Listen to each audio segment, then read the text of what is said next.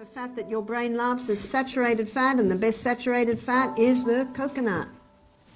The brain is the fattiest organ in the body. You've heard of grey matter? Well, your grey matter are the cells. And white matter is the fatty sheath around it. Every cell in the body has a membrane around it which is 50% fat, except for the brain cell. The brain cell has a membrane around it that is 70% fat. Is this fat-free diet one of the reasons so many people are suffering from mental illness? Is it one of the reasons that 1,700 cases of Alzheimer's are being diagnosed in Australia every week? The current figures in Australia are 50% of Australians are suffering from, are or will some form of mental illness. Do you know, 10 years ago was 45%? That's a little bit scary, isn't it? Is it this fat-free diet? There are fats that heal and there are fats that kill. Well, what are the healing fats? Fats as they came from the hand of the Creator. Basically your nuts and your seeds and your avocados and your coconut. And the two safest oils to buy, because they don't deteriorate near as easy, are your coconut oil and your olive oil. Now, I'm not suggesting you drink a whole cupful, but if you have Alzheimer's or dementia or Parkinson's or multiple sclerosis, you can supplement with the coconut oil for healing. You see, coconut is very high in something called medium chain fatty acid.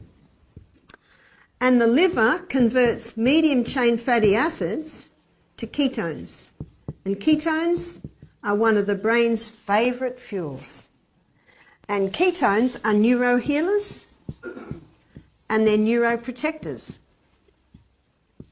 And Dr. Bruce Fife, in his book, he calls it the coconut ketogenic diet, or the modified Atkins diet, where it's dropping your carbohydrates right down, high fibre diet, generous proteins. We showed you some beautiful ways to do legumes at lunchtime today.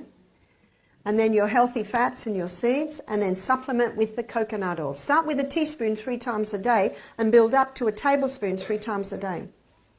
In the book Stop Alzheimer's Now, Bruce Fife, he gives stories of people who've turned their Alzheimer's around on this diet. And it's because the liver loves converting the coconut oil, the saturated fat in coconut oil, to ketones. And the brain loves ketones as fuel. I'll show you another reason why it loves the fat as fuel. Glucose burns at 4 calories per gram. Fat burns at 9 calories per gram. And you can look in every anatomy and physiology book and you'll see that. Now, every weight loss book has this fact in psychedelic colours as the reason why you shouldn't eat the fat. Yeah? See a few nods. What they don't understand is what a calorie is. A calorie is a unit of energy. So if you want a high energy food, students, what do you eat?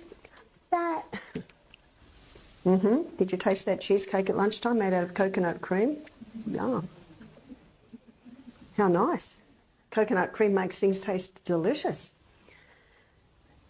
So you can see why the brain loves fat, because fat gives it more than twice the units of energy than glucose does.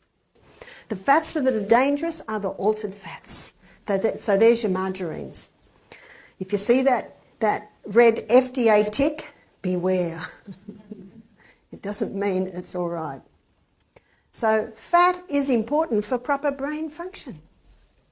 And the two fats the brain loves is the coconut for fuel and the omega-3 to keep a lovely suppleness to that cell and increase that electromagnetic field from cell to cell. Lack of fat can cause depression and lack of sleep.